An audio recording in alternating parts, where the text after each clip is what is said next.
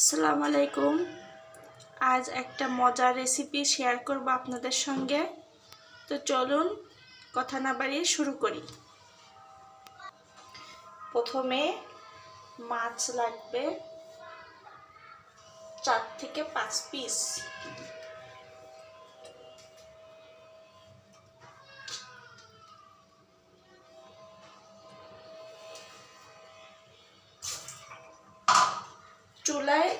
চুলা ধরাবো না, সব মশলা একে একে দেব। প্রথমে 1 কাপ সরিষার তেল। তেলটা একটু বেশি লাগবে, এতে পানি ইউজ করব না, তার জন্য তেল একটু বেশি লাগবে।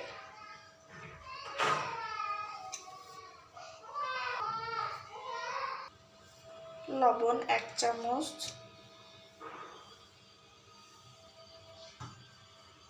পেঁয়াজ বাটাটা বেশি লাগবে 2 টেবিল চামচ।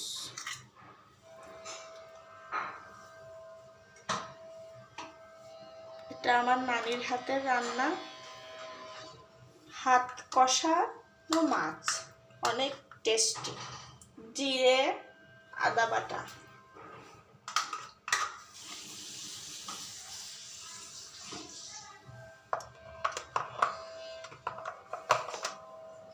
শুকনো মরিচ বাটা 1 চামচ,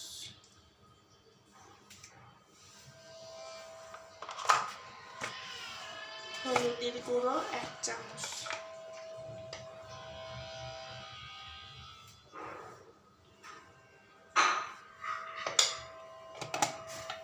আর লাগবে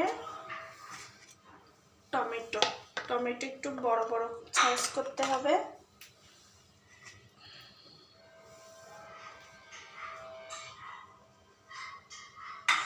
এবার এটাকে ভালো করে ম্যারিনেট করতে হবে। 10 মিনিট ম্যারিনেট করে রাখবো। এবার মিডিয়াম আছে 30 মিনিট রান্না করব। মাঝে মাঝে মাছগুলো উল্টিয়ে দেব, এতে কিন্তু পানি ইউজ করা যাবে না, তেলেই রান্না হয়ে যাবে। 2টা কাঁচা মরিচ দেব ফ্লেভারের জন্য। আস্তে আস্তে রান্না করতে হবে। মাছটা একটু উল্টে দিচ্ছি। আবার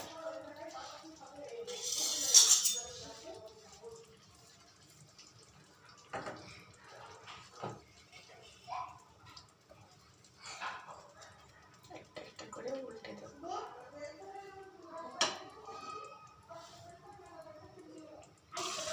দেখুন বন্ধুরা, কত সুন্দর কালার এসে গেছে।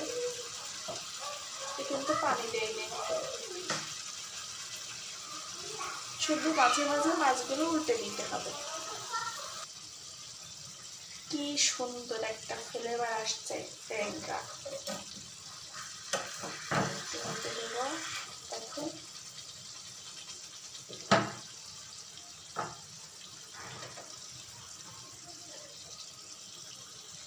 মাছগুলো উল্টে দিচ্ছি।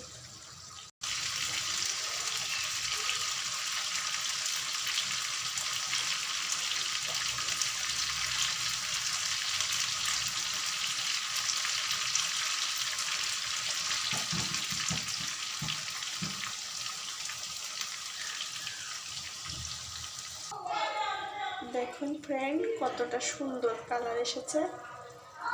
তো আমার নানু এতে একটা জিনিস দিত, সিক্রেট, তো আপনাদের সাথে শেয়ার করব।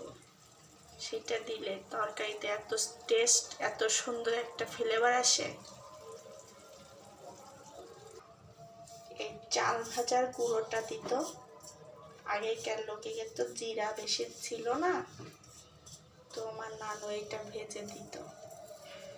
সত্যি এত সুন্দর ফ্লেভার আসে, আপনারা ট্রাই করবেন বাসাতে। আর নানুর হাতের রান্না কে কে খেতে পছন্দ করেন কমেন্ট করে জানাবেন। আর অবশ্যই রেসিপিটা ট্রাই করবেন, কেমন হয়েছে জানাবেন। এটা আমি এখন ভেজে গুঁড়ো করে নেব।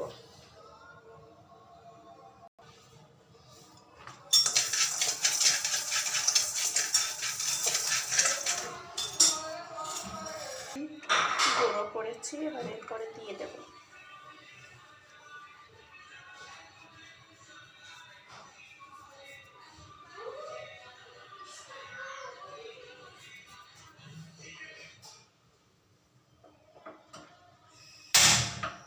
দিয়ে একটু জাল দেব।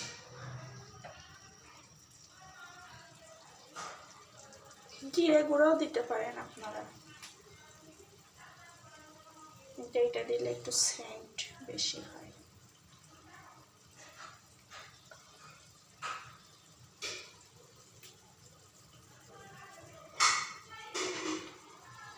তো হয়ে গেল